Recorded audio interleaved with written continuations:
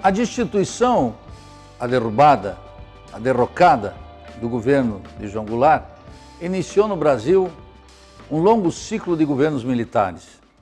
Uma ditadura militar.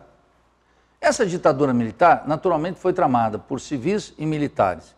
Eu já mostrei aqui, numa exposição anterior, como as Forças Armadas tinham, na década de 60, uma conformação muito mais pró-nacionalista e com apego popular do que essa hegemonia que nós temos hoje, que é de completo domínio do Comando Sul dos Estados Unidos e dominada a cabeça dos nossos oficiais, do generalato, das três armas, de uma compreensão liberal e capitalista do país.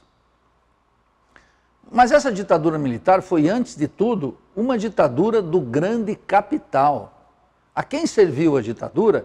A ditadura que serviu como uma estratégia de domínio hemisférico dos Estados Unidos, em primeiríssimo lugar, mas, sobretudo, com a revanche das classes dominantes que tomaram, daquele período anterior a 64, um tremendo temor, um medo completo do nosso povo.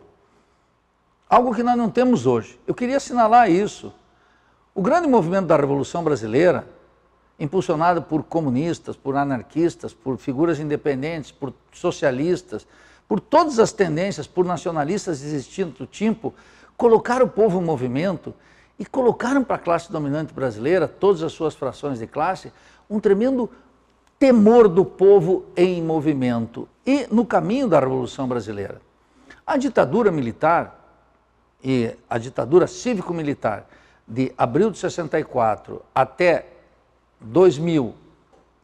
1985, 21 anos, portanto, que termina com a aprovação da emenda Dante de Oliveira e a eleição, através de um colégio eleitoral, de um governo que vamos chamar assim de transição, que foi de Tancredo Neves com José Sarney, com a morte do primeiro, o governo do segundo.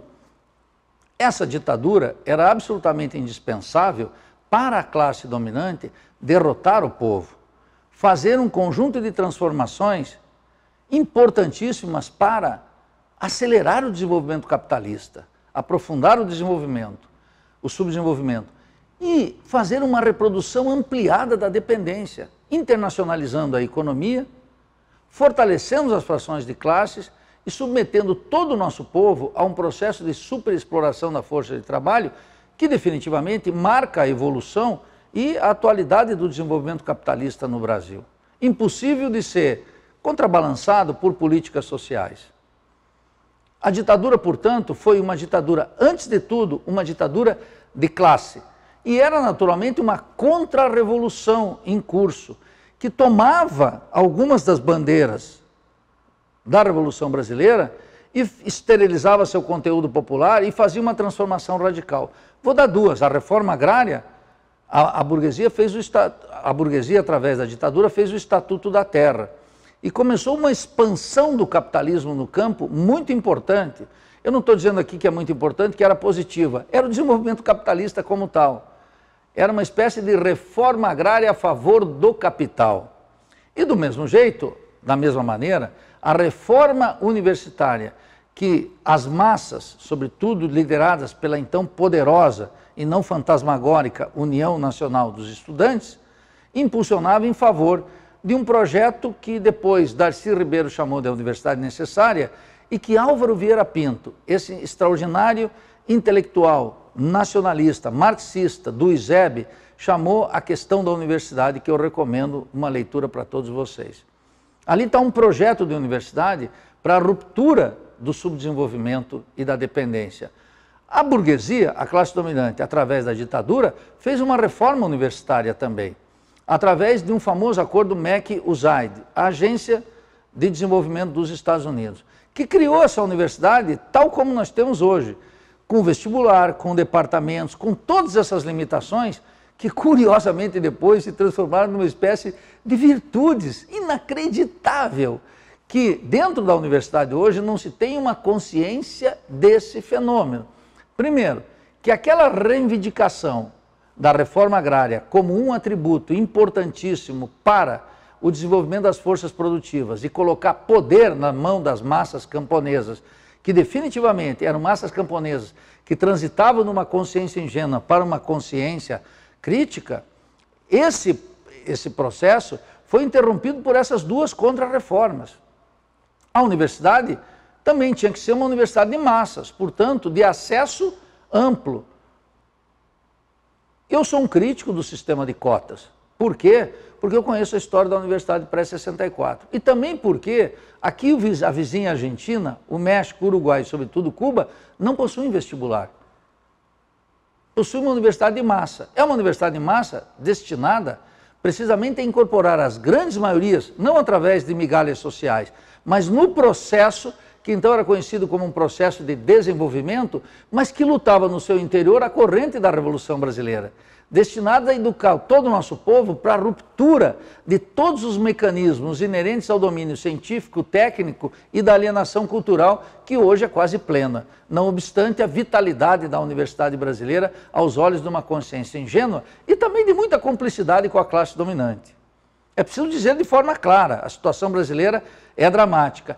Essa universidade, como também essa estrutura da terra que nós herdamos da ditadura, é um fruto de uma contra-revolução contra o povo. Uma contra-revolução que tinha como objetivo manter a segurança hemisférica para os Estados Unidos, decretar uma ideologia de segurança nacional, cujo inimigo fundamental era o povo consciente, e acumular riqueza e poder para a classe dominante.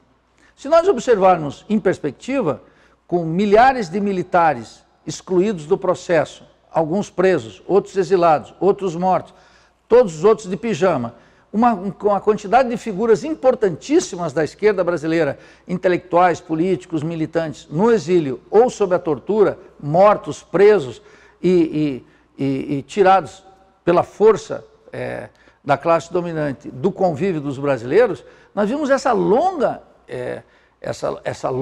transformação da ditadura durante 21 anos. Veja que não foi um golpe qualquer. Esse é um golpe, que é o grande golpe da classe dominante, que internacionalizou brutalmente a economia e desenvolveu as forças produtivas de maneira gigantesca.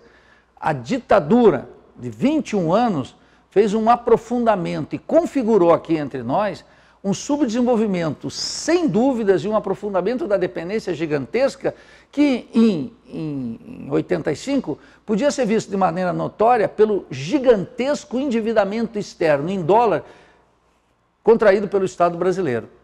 Em favor de quem? Do povo? Não, em favor dos capitalistas. Essa volta, portanto, ao regime liberal burguês, aquilo que uma consciência muito rebaixada chama de retorno à democracia, acumulou, portanto, tinha que dar uma resposta à questão social, fruto dessa brutal transformação capitalista que ocorreu sob a ditadura do grande capital. O Brasil de 1964 tinha ficado definitivamente para trás. O Brasil de 1985 era um país com uma economia muito mais dependente, com uma penetração do capital externo muito mais profunda, com uma transformação urbana da sociedade brasileira que deixava de ser uma sociedade de natureza agrária e com forças produtivas gigantescas aqui no seu interior. E é claro, cujo auge foi naturalmente o segundo PND do general Ernesto Geisel. Um segundo PND que criou os sonhos de um desenvolvimentismo e de uma possibilidade de o Brasil ser desenvolvido em termos capitalistas sem romper com a estrutura de dominação do imperialismo. Foi durante toda essa ditadura que as grandes estatais foram criadas.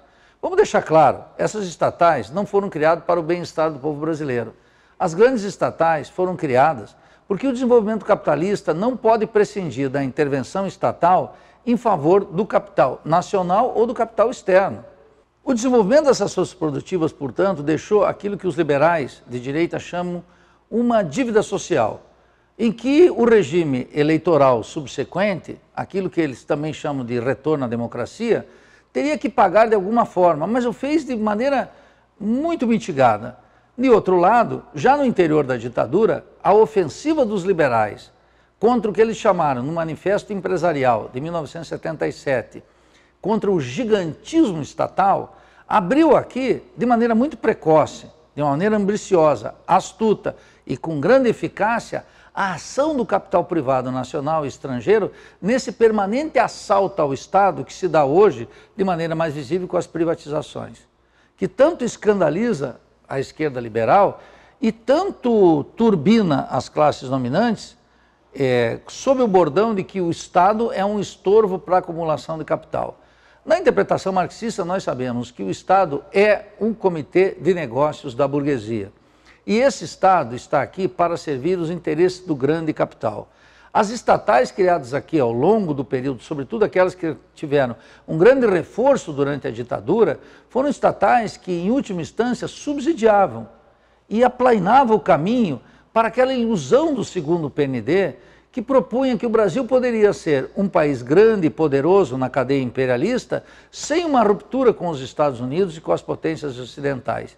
Em última instância, que poderia ter um poder imenso sem romper com a classe dominante. Plantava a ilusão de que era possível o Brasil ser uma potência capitalista, tal como o Brasil exibiu taxas de crescimento no famoso milagre econômico de 68 a 73, medido pelo PIB, que as taxas, né, do produto interno bruto alcançaram 13%, taxas que invejaria a própria China hoje. Mas foi um período muito curto, que mostrou que esses períodos de expansão são sempre sucedidos com períodos de grande recessão, em que os trabalhadores perdem no primeiro e seguem perdendo no segundo. Portanto, aquela ofensiva da burguesia, em 1977, já com o espectro do governo Carter nos Estados Unidos e a política de direitos humanos, imprimia na sociedade brasileira a necessidade de superar a ditadura, que ganhou aqui, na versão de Golbery da Couto Silva, o famoso bordão, uma transição lenta, gradual e segura. Para quem? Segura, sobretudo, para a classe dominante. O regime liberal burguês que nós herdaríamos da ditadura era tudo, menos um regime democrático. Aqui é importante assinalar algo decisivo, muito importante. A democracia é uma realidade histórica que os trabalhadores devem conquistar pela ação das massas e com o suor do seu rosto. É necessário um regime político que tenha o seu protagonismo. A democracia, portanto, difere substancialmente de um regime eleitoral. Se você me perguntar, Nildo, você prefere um regime eleitoral a uma ditadura? Eu diria sim, eu prefiro um regime eleitoral a uma ditadura. Mas esse não pode ser o horizonte histórico colocado para as forças socialistas, nacionalistas, as forças que informam a Revolução Brasileira. As forças que defendem a Revolução Brasileira têm que entender que necessitam de uma democracia de massas, em que a palavra definitiva e o protagonismo político estejam dados pela ação consciente, pela intervenção sistemática das maiorias e suas organizações, seus partidos, na cena política. É muito diferente de um regime eleitoral. O que nós temos no Brasil, depois de 1985, é um regime eleitoral. Eu vou tratar disso, a questão da Revolução Brasileira e a democracia. A ditadura, portanto, nos herdou um regime eleitoral, não uma democracia. E essa ditadura fez uma transformação radical das forças produtivas. Há até alguns autores que consideram que a ditadura foi a nossa revolução burguesa. Eu considero um equívoco. De toda forma, o que é importante assinalar é que o desenvolvimento das forças produtivas durante o período da ditadura foi gigantesca. Ao contrário de alguns economistas, como o Celso Furtado, por exemplo, que preconizou durante um tempo que o programa de transformação capitalista da ditadura levaria à estagnação, inclusive à queda precoce do regime militar. Não foi o que aconteceu.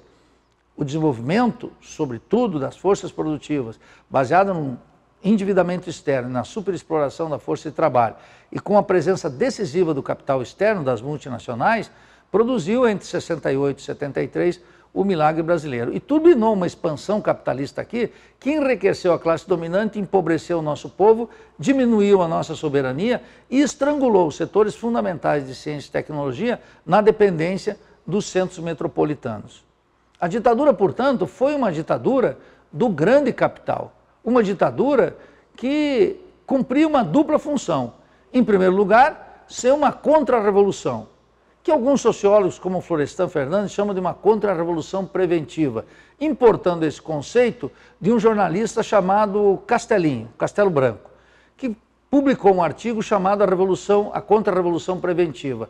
Por que era uma contra-revolução preventiva? Porque era precisamente uma contra-revolução que atuava para mitigar, para diminuir e, no limite, extirpar as forças vitais da Revolução Brasileira que estava em curso naquele processo do nacional reformismo que culminou com a queda do governo de João Goulart. A ditadura não só derrotou aquele movimento de 59 a 64, como também depois daquela derrota sem luta por parte da esquerda brasileira, porque o governo João Goulart nem tinha um dispositivo militar, nem armou as massas para enfrentar a contra-revolução, a revanche da esquerda foi a tentativa da luta armada, que concluiu, segundo a grande maioria dos autores, em 1974. Aquilo que o Jacob Gorender escreveu de uma maneira muito lúcida, O Combate nas Trevas, um livro que eu recomendo que todos leiam, porque é uma síntese não isenta, ao contrário de alguém que estava profundamente envolvido no processo da luta revolucionária brasileira e que mostra o comportamento equivocado da esquerda de optar pela luta armada, se isolando do povo. Eu não estou fazendo aqui uma crítica vulgar, eu estou reconhecendo aqui aquilo que todos que conseguiram sobreviver à longa noite de terror e com armas na mão enfrentaram a ditadura do grande capital, dando uma demonstração de heroísmo do nosso povo a despeito dos seus erros, mostravam que a luta armada era uma nova vitória da ditadura em 1974 e uma nova derrota da esquerda, que foi destituída do governo em 64 sem luta e sofreu uma outra em 74 sobre o terror de Estado e o apoio sistemático dos Estados Unidos. A democratização, portanto, herdou um país capitalista muito mais forte, com forças produtivas, muito mais dependente e muito mais subdesenvolvido. A crise não demoraria a chegar.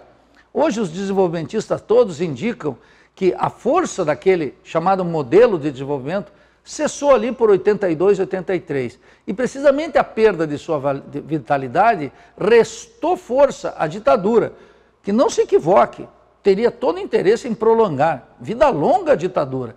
Só que os capitalistas aqui, o capital nacional e o capital estrangeiro, observaram uma oportunidade extraordinária de voltar ao regime eleitoral para se apropriar da riqueza estatal, internacionalizar a economia e ter mais poder de classe agora sob comando de governos civis. É muito importante observar os vai-vens da história, para a gente não tomar como fetiche aquilo que é a consciência da classe dominante, os interesses da classe dominante. As grandes massas que emergiram durante a ditadura podem ser vistas num grande combate operário contra o regime militar, cuja expressão maior foram naturalmente as greves do ABCD, de onde emergiu uma figura, um líder sindical como Luiz Inácio Lula da Silva. O núcleo daquele movimento tocava no centro de acumulação que eram as multinacionais. O combate operário à ditadura estava destituído, não obstante, de uma consciência socialista, de uma consciência revolucionária. Nós tínhamos, naquelas grandes greves, o resultado de uma luta economicista que lutava nos marcos da ordem burguesa, não contra a ordem burguesa, por uma melhor reprodução da força de trabalho. E não obstante as jornadas heróicas, verdadeiramente gigantescas, com protagonismo operário, nós vimos que mais adiante, sem uma orientação a partir daquele fulcro histórico da Revolução Brasileira, as lutas terminariam por um paradoxo extraordinário entre nós que nós precisamos explicar.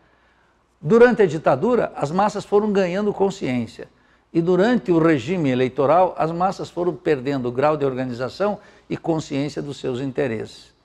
A luta durante a ditadura foi heróica e confinada. A luta durante o regime eleitoral foi limitada à disputa pelo voto e cada vez mais esterilizada de um programa e de consciência das massas, grau de consciência e organização capaz de transformar a sua luta de uma classe em si numa classe para si. de maneira definitiva. Uma luta em que os interesses dos trabalhadores estivessem capitaneando o jogo político. A ditadura cumpriu a sua função atendendo os dois interesses elementares. O primeiro, a segurança hemisférica dos Estados Unidos. Uma transformação brutal, não só nas frações do capital, mas também no interior das Forças Armadas. Que de Forças Armadas que estavam orientadas e disputando por um sentido nacionalista e até mesmo revolucionário, se transformaram numa hegemonia do controle de classe, do controle ideológico e do reforço de uma perspectiva liberal que aprofunda o Brasil nas malhas aparentemente eternas do subdesenvolvimento e da dependência. E, de outro lado, fortaleceu uma burguesia cada vez mais rapaz, cada vez mais internacionalizada e cada vez mais incapaz de enfrentar a concorrência internacional. É isso, em definitivo, que caracteriza um regime político que aprofundou o capitalismo dependente, outrora industrial e agora rentístico. Mas essa aí já é outra história.